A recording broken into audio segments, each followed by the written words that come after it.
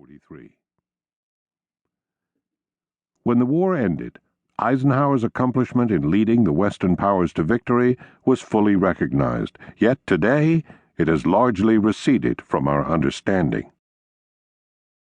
Eisenhower's presidential years appear equally remote. Yet, with the exception of Franklin Roosevelt, Dwight Eisenhower was the most successful president of the 20th century.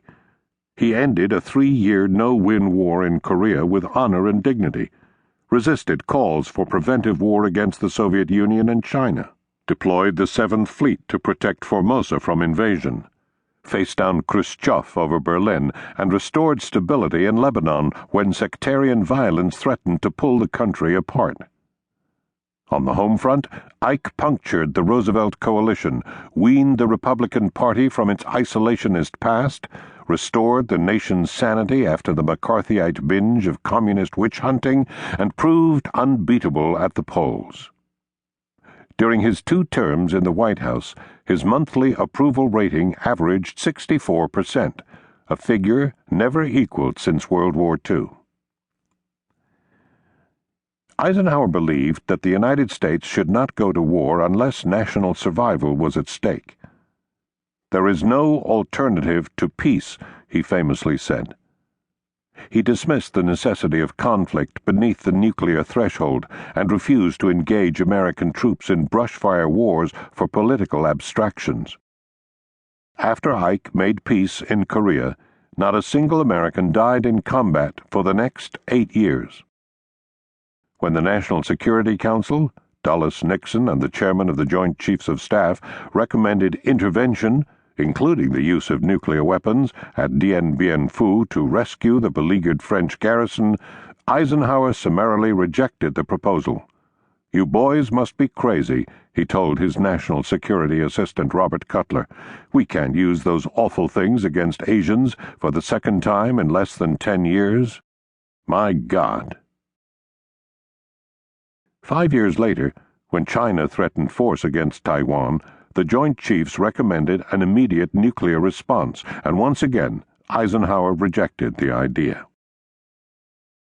When Britain, France, and Israel invaded Egypt to seize the Suez Canal in 1956, Eisenhower forced them to withdraw, toppling Anthony Eden's government in London, undercutting the Fourth Republic in France, and threatening financial sanctions against Israel. That repudiation of what Ike called old-fashioned gunboat diplomacy not only kept the peace, but enhanced American prestige throughout the world. Domestically, Eisenhower tamed inflation, slashed defense spending, balanced the federal budget, and worked easily with a Democratic Congress. 2 of his appointees to the Supreme Court, Chief Justice Earl Warren and William Brennan, launched a judicial revolution. Presidents cannot control the decisions of their appointees, and Ike was disappointed in some of the rulings of the Warren Court, but the advances Americans have experienced in civil liberty and social justice during the past 50 years are, in some very large measure, attributable to Warren and Brennan.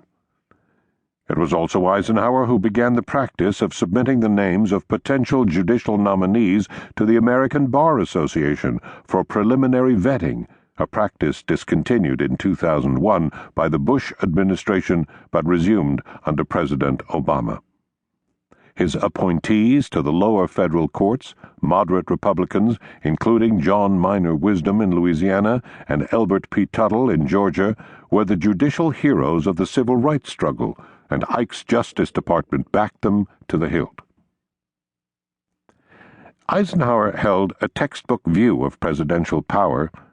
As more than one scholar has observed, he may have been the last president to actually believe in the Constitution.